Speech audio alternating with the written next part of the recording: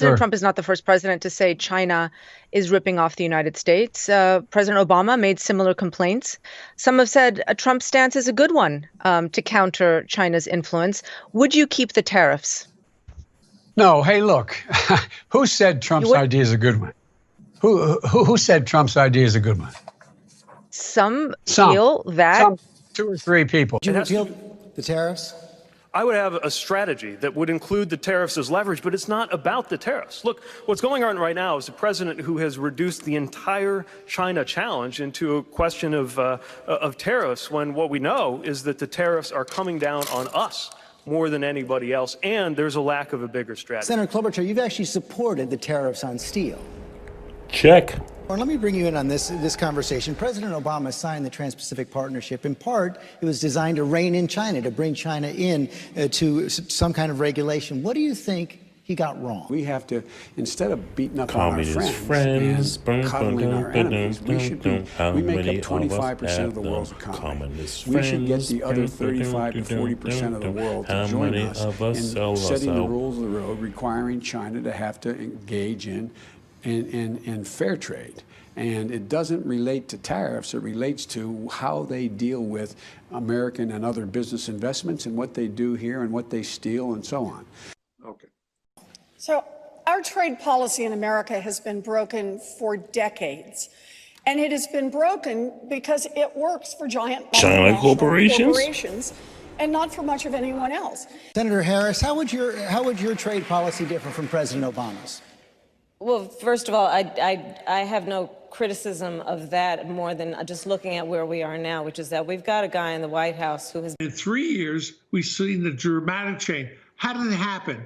It's not, let's look at it, Neil. First thing he did was lower taxes. That's number one. Number two, he killed regulations. And in killing regulations and lowering taxes, he created more jobs in America. Hold on. Hold on. This is Street Economics 101. Economists have figured out when you raise taxes and you increase regulations, what companies do to offset that money loss is by laying people off. It's facts. Now, the Democrats are always for raising taxes and increasing the regulation on companies. Now, that forces the company, because they have to answer to their shareholders of the money loss, forces them to do the easiest thing, is by laying people off. Some cases where the regulations and taxes are too high, it's easier to ship the jobs overseas. So the Democrats' policies have been forcing corporations to lay American workers off and ship their jobs overseas. It's also been proven when you cut taxes and cut regulations, the companies have access to more revenue and more money. Therefore, they hire more people, buy more goods, buy more equipment, therefore increasing orders in other companies, so forth and so forth. So Donald Trump, all he did was those two things: cut taxes, deregulate it. Because we live in a worldwide economy. And in some economies, the taxes are super cheap and the regulations don't even exist. So in order for you to be successful in a global market, you have to be somewhat, in the same parameters. I believe in clean air and clean water. All that other shit, whatever. But that's what it is. These Democrats have been forcing the corporations to sell their companies, or not sell, but bring their companies overseas to China. Yeah. Look, Reagan proved this point. Yeah, you have to be really stupid not to go back in history. And by the way, we try to keep history out of our schools today. We don't want people to understand history, but history repeats itself over and over again. And we know that when you raise taxes and when you start putting in regulations, you're going to kill the economy. Now, that's a very fundamental thing that economists, even left-wing economists, have to agree on. So I think that Trump has to stay on that message. Look, it's not a question of me supporting Trump. I'm supporting economic. I'm very concerned about the American economy. I'm concerned about people who are worried about paying their for food, paying their rent, paying for their cars. They need the jobs desperately. And so this is not a Republican or a Democratic thing that I'm talking about. I'm talking about the real world. In the real world today, people in the middle class are getting hammered. Of course, the middle and the lower class are getting hammered together. So we have to get back into creating jobs. And if we don't create jobs, the economy is going to be dead. It's as simple as that. It's not a rocket scientist type thing. All right. To defeat Trump in Michigan, in Pennsylvania, and Wisconsin, it will be very hard for a candidate who voted for these disastrous trade agreements. Referred to as middle-class Joe. It's not always meant as a compliment. Let me say this simply and clearly, and I mean this. And he accused the former vice president of trying to cut Social Security.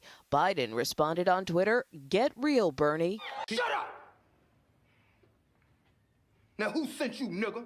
I think that is absolutely right. The fact that Joe Biden thought it necessary to focus on China in that video that we just saw is an absolutely clear indication that Donald Trump has forced him into that terrain. And it's another indication that President Trump is going to use increasingly anti-China rhetoric between now and November in a bid to cement the support of his base. Remember that back in 2016, President Trump, when he was candidate Donald Trump, used very, very violent and dramatic language about China, accusing Beijing of holding the American economy to ransom through unfair trading practices. That's the whole reason why President Trump waged a trade war on China during the early part of what he hopes will be his first term in the White House. But now he's got a new opportunity to open up on a new front against China, and that is... Bombshell new book exposes deep financial links between former Vice President Joe Biden's son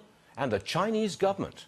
According to an investigation by Clinton Cash author Peter Schweitzer, Biden's son inked a $1 billion deal with a subsidiary of the Bank of China just 10 days after he and his dad visited the country in 2013. Joining me now, Dr. Sebastian Gorka, former strategist to President Trump, now a Fox Business national security strategist. Where's the outrage? Where's the reporting of this? I haven't seen any. Still don't want to watch Fox News, if a fraction of this story was alleged against Jared Kushner? I mean, the book is just out. Peter Schweitzer and his team did an amazing job on Clinton Cash. But in a nutshell, the story is, as you said, the stepson of John Kerry, the son of Joseph Biden, when they were cabinet members of the Obama administration, created a new investment fund called Seneca. They inked a $1 billion deal with the Chinese government, the Bank of China, and then together proceeded, this is just one example, to buy a U.S. manufacturing company called Hennings that was making very sensitive equipment crucial to our American military here at home. Look, I'm very rarely at a loss for words, Stuart, but this is potentially one of the biggest pay-for-play scandals we have ever seen outside of Uranium One. If they were the sons of Chinese leaders, they would be called princelings, who have notoriously gotten very rich from inside dealings. And now it's the sons of leading American politicians making apparently making $1 billion deals whilst their dad was actively working in the Obama administration. I mean, I can't imagine anything like this before. This is really a bombshell story. It is, and as you say, we expect this in a country like China, which only pretends to have a free market, and where the most impressive, biggest companies in China are always intertwined with the Communist Party, the Politburo, and the leading families of the Communist Party. But this is happening in America, and at the same time, not just linked to government, Stuart. This is when John Kerry is ex officio the chairman of the CFIUS committee, which has to approve these deals with Communist China. Oh, and by the way, he doesn't recuse himself. They approve this deal with Communist China. It is stunning. You know, before we went on the air, I was talking to you indirectly about this story, and you said you were gobsmacked. Now, I believe that that is a British expression, and I'm familiar with it. And, sir, you used it accurately. This is an extraordinary story. I've got to move on. I've got limited time. I've got a lot for you to go at here. If Jeff Sessions, Attorney General Jeff Sessions, does not fire McCabe, and if he does not appoint a second special counsel, should President Trump fire Jeff Sessions?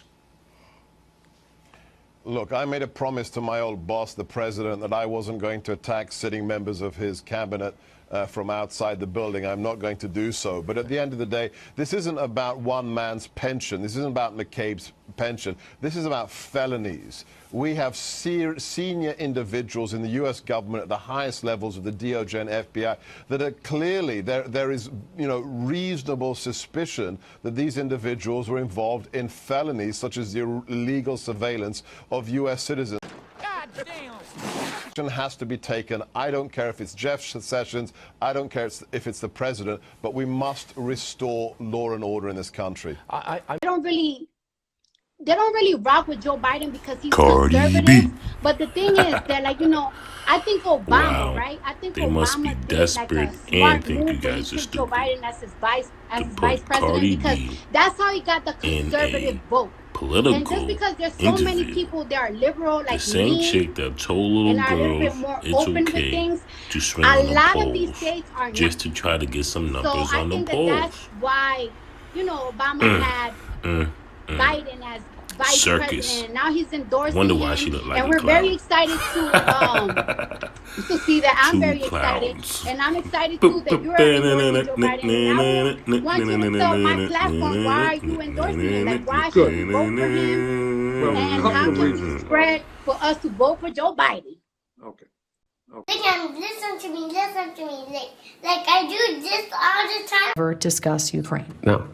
As I said, the only time was after a news account, and it wasn't a discussion in any way. There's no but to this, no. When he said, I hope you know what you're doing, what did he think you were doing? Well, he read the press reports that I joined the board of Burisma, which was a Ukrainian natural gas company.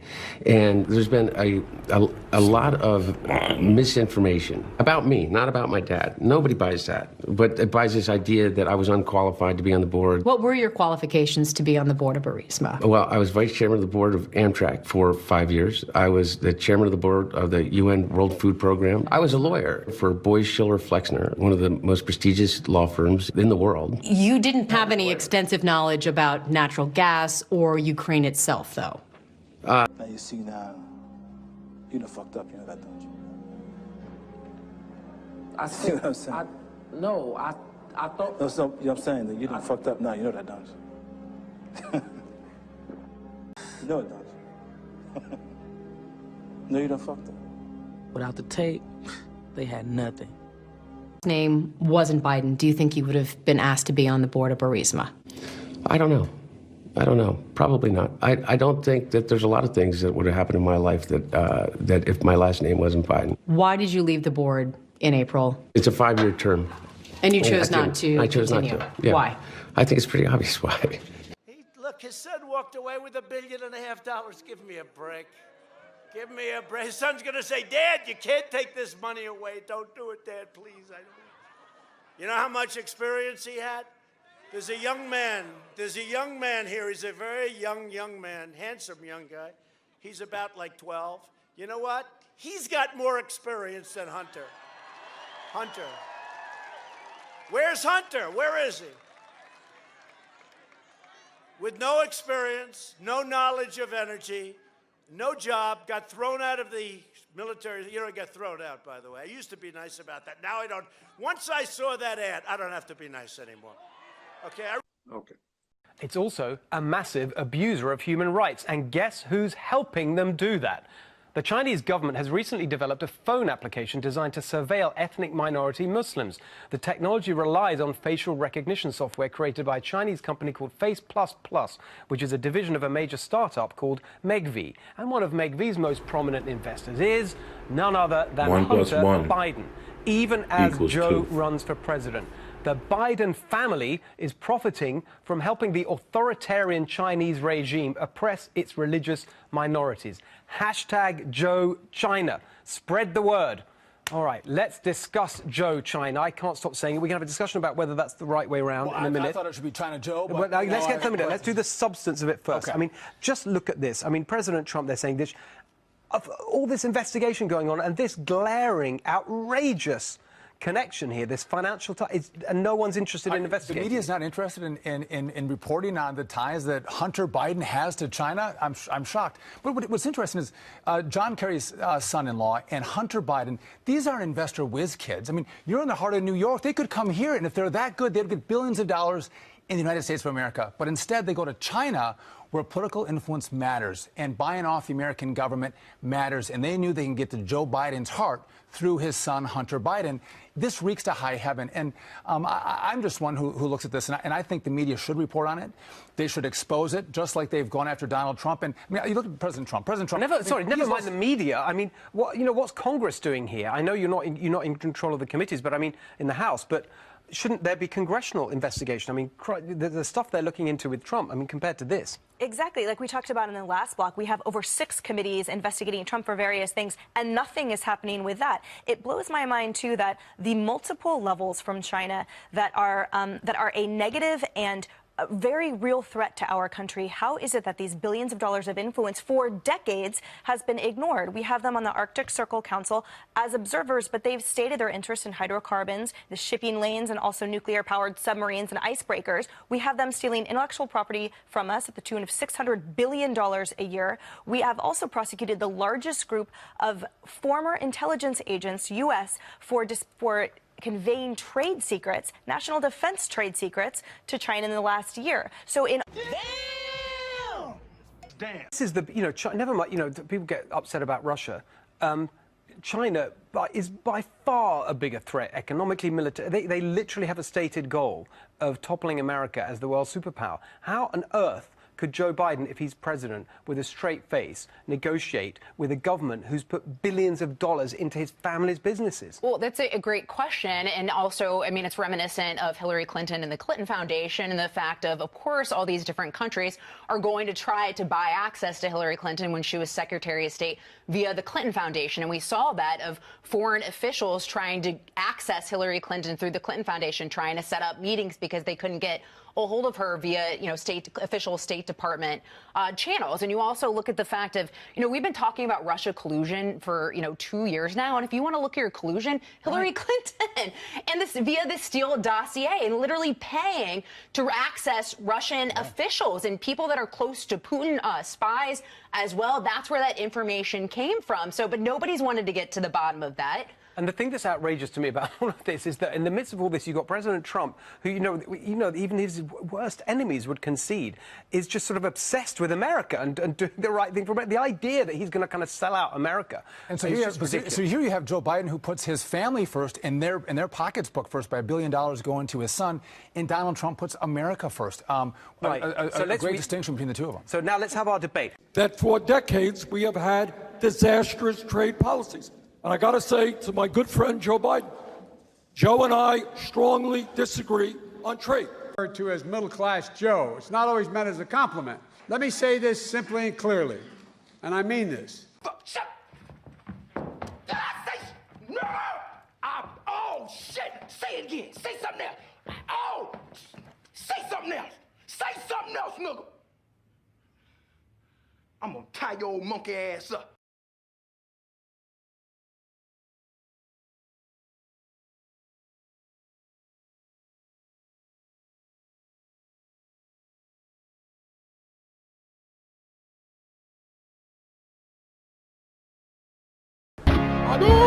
sell itself to China?